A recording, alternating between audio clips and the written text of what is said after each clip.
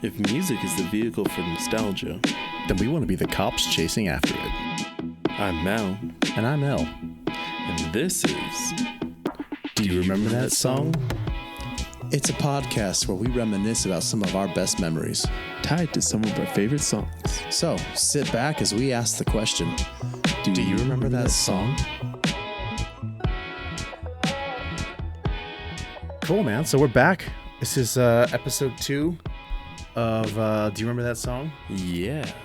Basically, we want to explore some of our memories, some of our feelings that we've had with certain songs, you know? I mean, music has a special connection, right?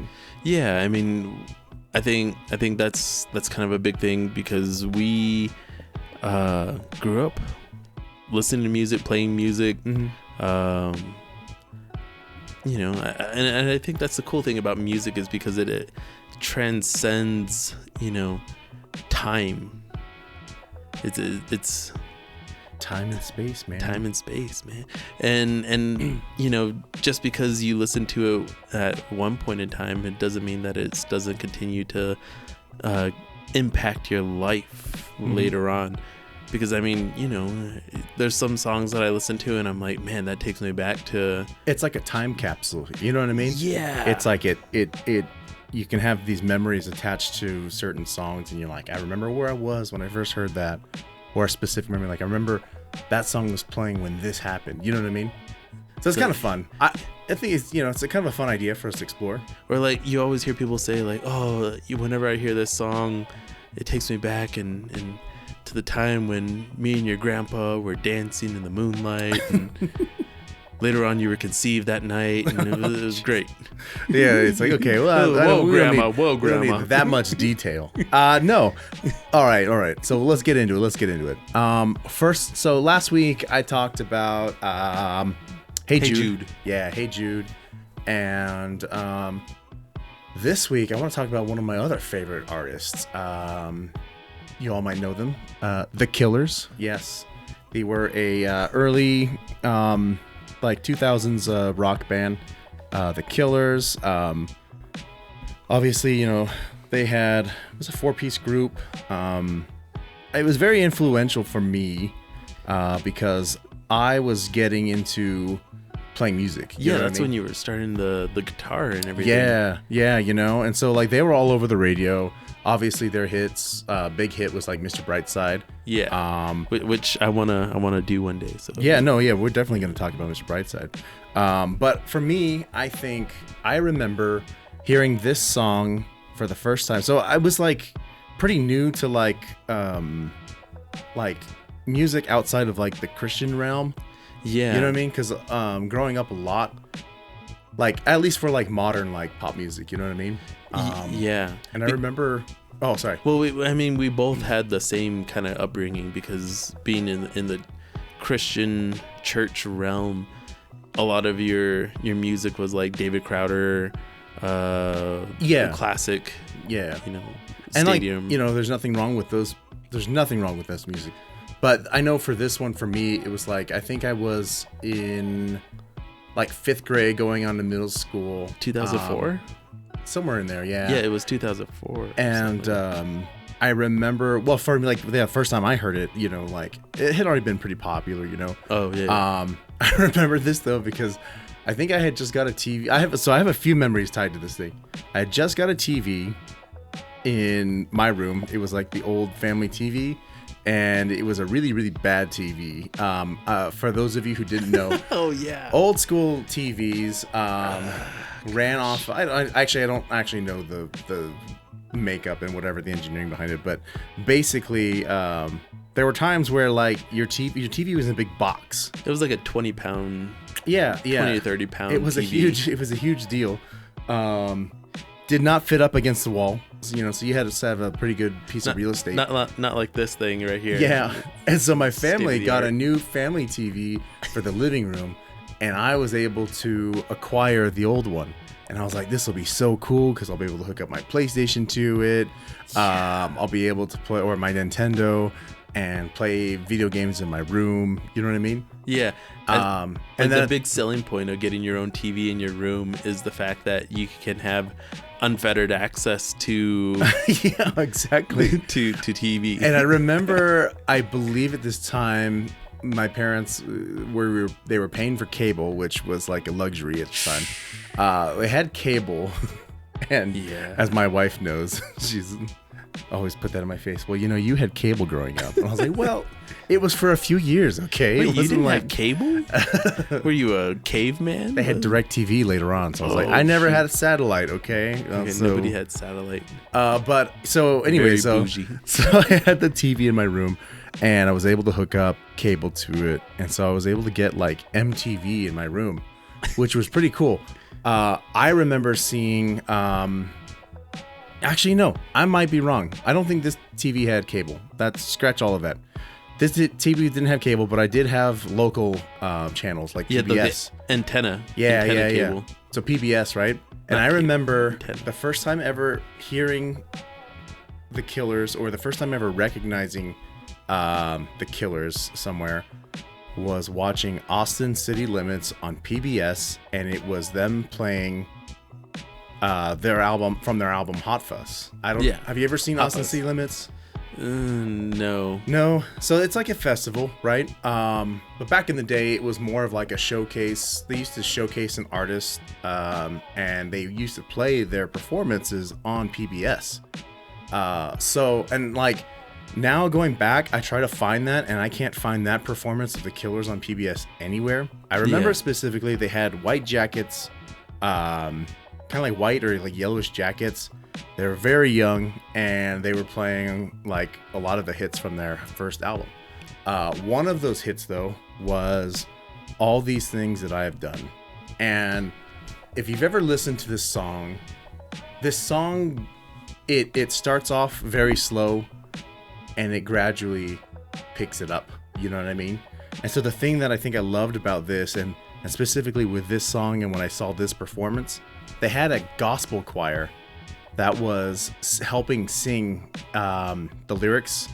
I'm not a soul. I'm not a soldier. I've got soul, but I'm not a soldier. Jeez. Yeah. So like, there's this like big buildup in the middle, right, where it kind of goes quiet, and then it like picks up, and they had this like gospel choir, man, and it was like they like lit the performance up.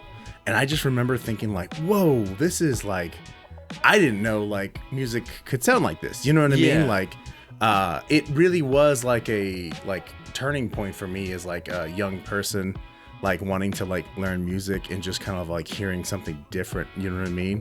There's something about this song. Like, this song has been used over the years, over and over and over when they play it in festivals. It's an anthem. You know what I mean?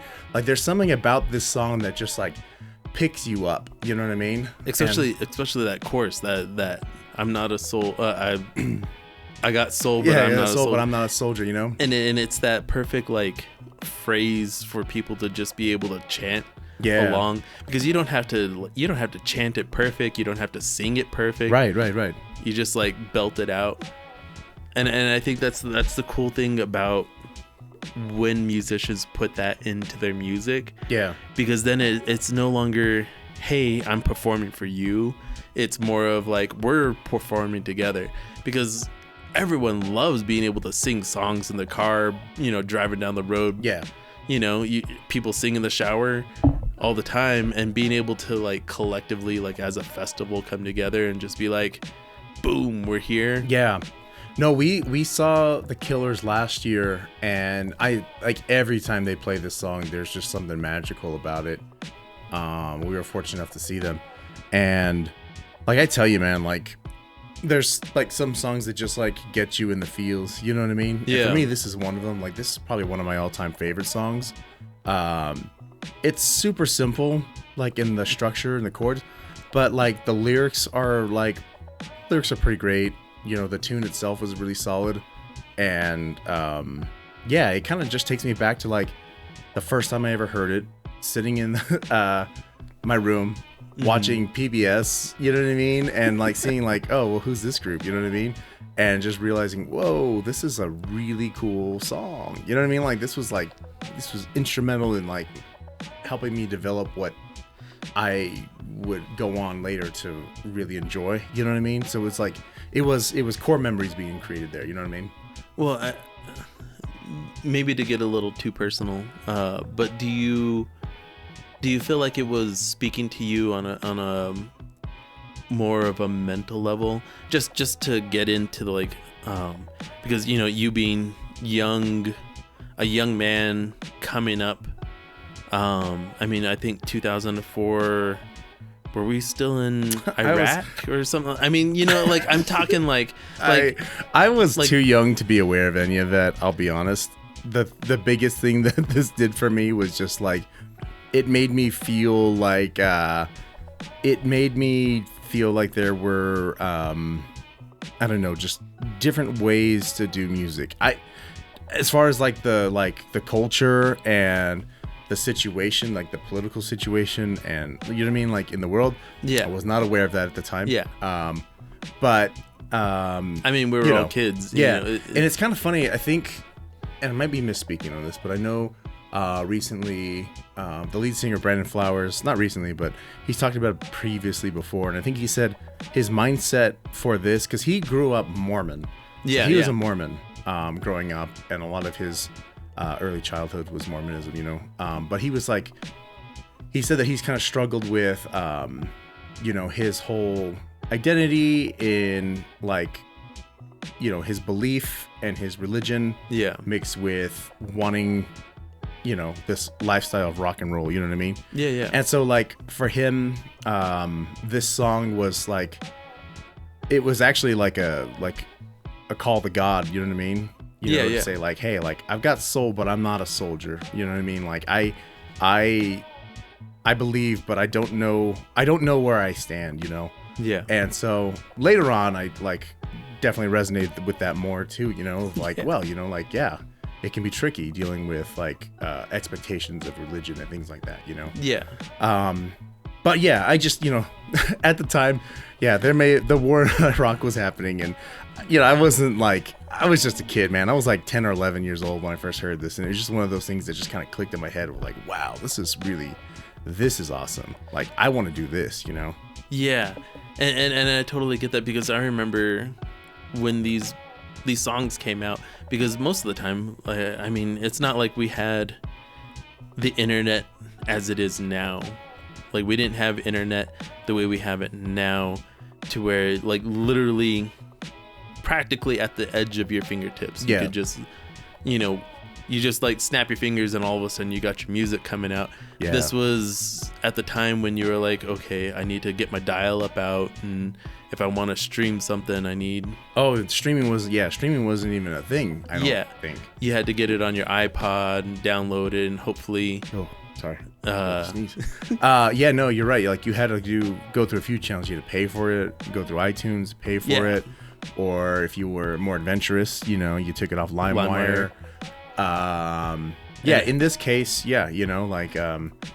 took me a little while to actually get it, or you catch it on TV or the radio, or you get it on a CD. Yeah, and then you have to burn that CD to your computer, which people might not understand what burning, but basically you transfer the file from the CD to your computer. Your computer stores it, and then you take that, turn it into a digital file, and put it on your Zune, your iPod, your Zune, MP3.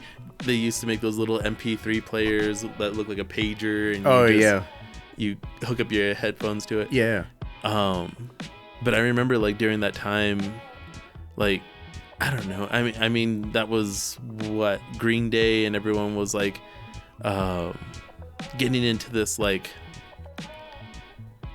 I don't want to say militant, but national pride kind of a feeling. And I felt like, I don't know, for me during that time, hearing this song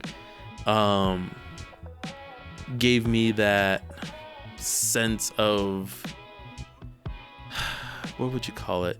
Like a bolstering up of your like spirit. Okay. Of being like, yeah.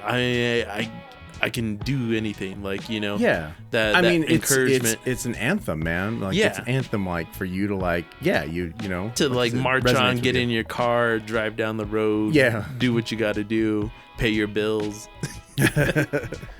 Yeah, no, this is a great song. If you've never heard this song, I urge you, please check it out. We've got a playlist happening right now on Spotify. We'll link it. Check it out and tell us what you think. Hope you enjoy this song as much as we did. We're going to take a quick break and we'll be right back.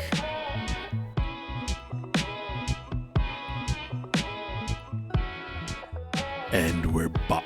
We're back. No, Bach. Bach.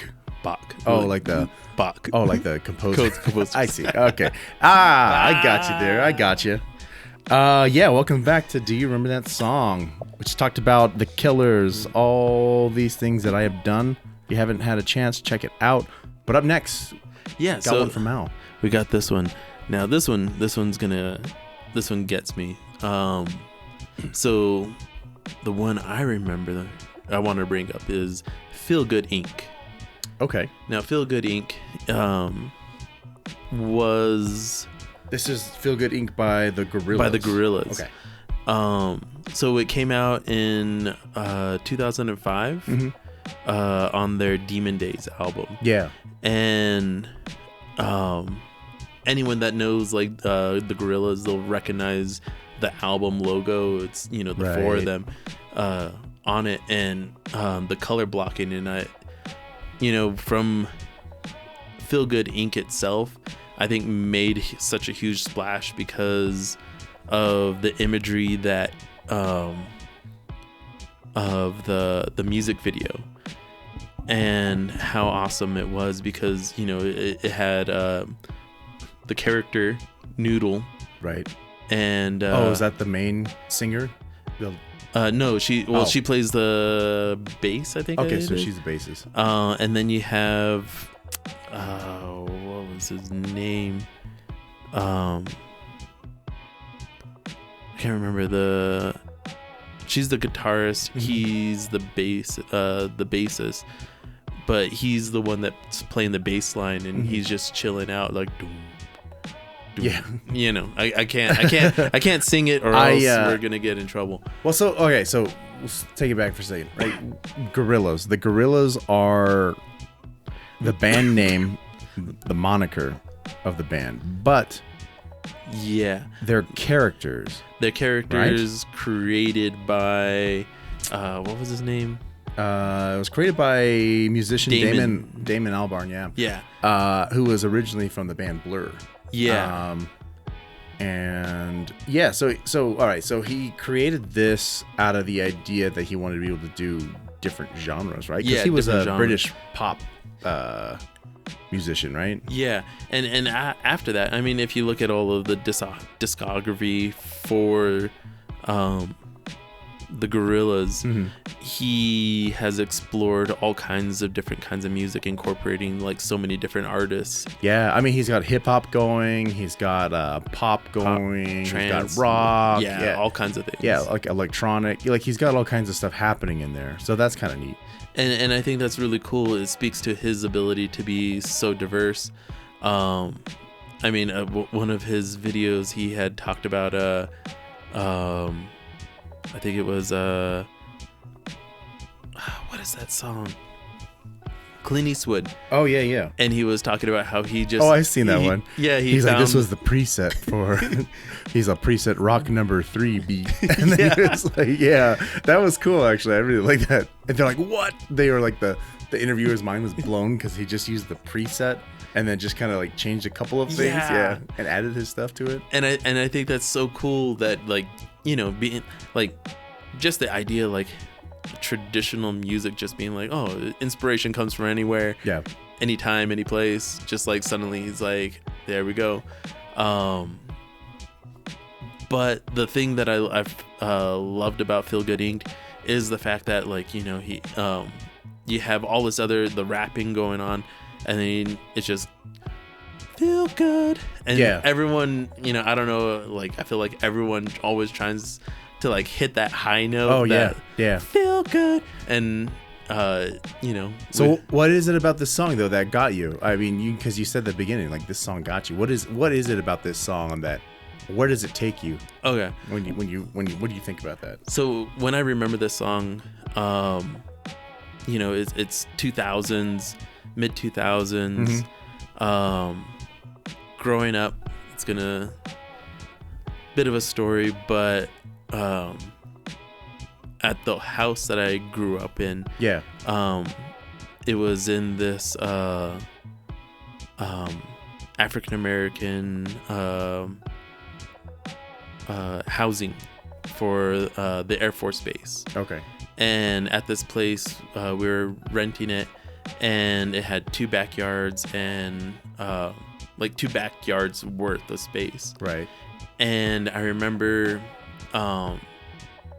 whenever I listened to Feel Good Inc., it always took me back to sitting out and just watching the sunset in the back. And so you, like, I mean, the music video, like, just reminds me of, like, feeling that nostalgia, because, I mean, I was, like, I don't know, I was still a kid. Right. Yeah, you were just, I think, if anything, you were just in middle school, starting middle school maybe, or... No. Yeah, 2005 it came out, right? Yeah, 2005. I was at the end of middle school, somewhere around there. Yeah. So you were at a prime age for, developing these, the nostalgia. These core memories and stuff. So, but I think what it is the hearing it always takes me back to growing up at that house, because that was my childhood home. I spent every day in that backyard running around. I had my dog. A lot of life development happened there. Right. And I think it just takes me back to just like being able to sit out, look at the sunset, enjoy the sky, the colors. Was this like end of is this like that? Is this the scene of Luke staring off into the sunset of Tatooine? Yeah, because exactly. I know your backyard back then. It was mostly dirt, right? Yeah, not all dirt. It's just like dirt backyard, sun setting. Yeah, and that's how it felt. Instead of that John Williams score, it was Feel Good Inc. playing. Yeah. And I think it stuck with me because eventually we ended up moving away from that house. And so it takes me back, like every time I hear it, takes me back to it. Yeah. And plus, it's just a good song. It's a good song. Yeah. It's got that good vibe, that good chill.